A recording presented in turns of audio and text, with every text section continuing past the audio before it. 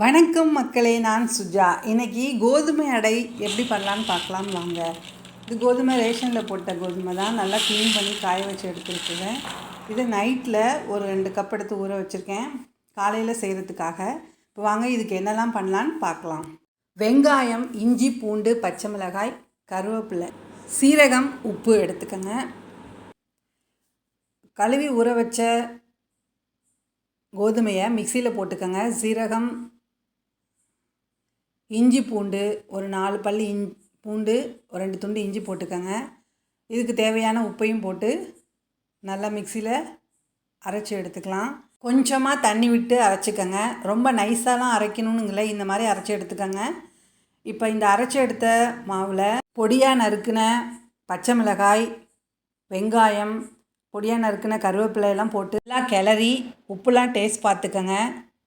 நான் 2 கப்பு கோதுமைக்கு ஒரு வெங்காயம், 3 பச்சை மிளகாய், ஒரு துண்டு இஞ்சி, 4 பல் பூண்டு எடுத்துக்கிட்டேங்க. இப்போ வாங்க இது எப்படி பண்ணலான்னு பார்க்கலாம். ஸ்டவ் ஆன் பண்ணி தவா வச்சுக்கோங்க. தவா சூடு ஏறினப்புறம் அரைச்ச அடை மாவை தவாவில் ஊற்றி நல்லா ஸ்ப்ரெட் பண்ணி விடுங்க. ரொம்ப சூப்பராக இருக்குங்க இந்த அடை. காலையில் செய்ய போகிறீங்க அடை அப்படின்னா முந்தல் நாள் நைட்டே இந்த கோதுமையை ஊற வச்சு எடுத்துக்கோங்க. அப்போ தான் நல்லா சாஃப்டாக வரும். இந்த மாவில் தேங்காயும் துருவி போட்டு பண்ணலாம். கேரட் கூட துருவி போட்டுக்கலாங்க. நான் இன்றைக்கி ப்ளைனாக தான் பண்ணுறேன்.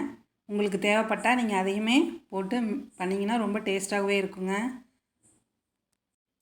இப்போ இதை சுற்றி நல்லா எண்ணெய் விட்டுக்கோங்க. கொஞ்சம் ஸ்லோ தீயில் வச்சு நல்லா வேக விடுங்க. நல்லா வேகணும். இப்போ திருப்பி விடலாம். திருப்பி விட்டு நல்லா வேக விடுங்க. நல்லா வேகட்டும். இப்போ அந்த கரண்டியாலேயே அங்கங்கே கொஞ்சம் கீரல் மாதிரி போடுங்க. அந்த அடையில் அந்த கீரல் போட்ட இடத்துல நம்ம கொஞ்சமாக எண்ணெய் ஊற்றுனீங்கன்னா நல்லா மொறுமொறுன்னு நல்லா வெந்து டேஸ்ட்டாக இருக்குங்க அடை. பாருங்கள், அடை ரெடி ஆயிடுச்சு. சூப்பராக இருக்குது பார்க்குறதுக்கே. ரொம்ப சூப்பராக இருக்குங்க. இது வெறுமனே கூட சாப்பிட்லாம் இந்த அடையை. நான் இப்போ சட்னி அரைச்சிருக்கேன். சட்னி வச்சு சாப்பிட்டு காமிக்கிறேன். குழந்தைங்களுக்கெல்லாம் சாஸ் கூட வச்சு தரலாம். சூப்பராக சாப்பிட்ருவாங்க. வாங்க நான் இப்போ சட்னி வச்சு சாப்பிட்டு காமிக்கிறேன்.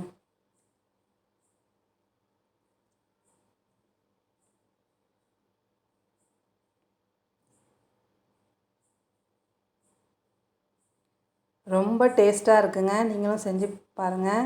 இந்த வீடியோ உங்களுக்கு பிடிச்சிருந்தா லைக் பண்ணுங்கள், ஷேர் பண்ணுங்கள், சப்ஸ்கிரைப் பண்ணுங்கள், கமெண்ட் பண்ணுங்கள். தேங்க்யூ.